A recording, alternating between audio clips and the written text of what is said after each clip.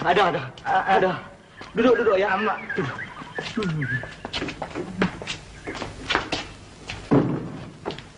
Bos. Dia dah datang, bos. Siapa yang datang? Nenek kau? Bukan nenek saya, nenek bos. Cik Ceti. Aku sudah baca apa-apa semua.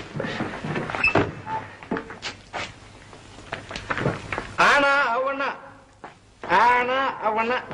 Ina wina.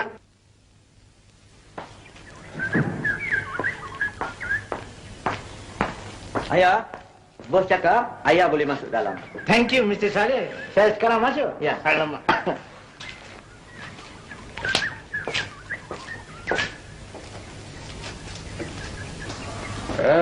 Ini dia. Pana, dana, mana, padam. Ayo. Bos sih. Sekarang India ada baca ke? Sekarang ada belajar lah. Amak.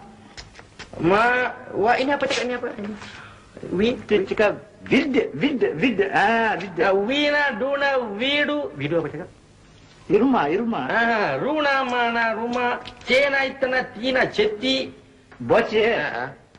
Ini India, belakang boleh pelajar, bos. Ya kan? Saya punya hutang dulu 3,000 boleh kasih juga. Mana ada hutang sekarang? Sekarang belum gaji lagi. Dia orang gaji semua sudah angkat, bos.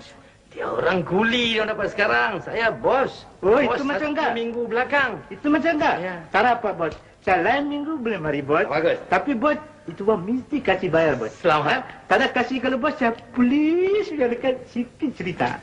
Ya, lain minggu ada lain minggu. Thank you, bos. Thank you, bos. Lain minggu ya.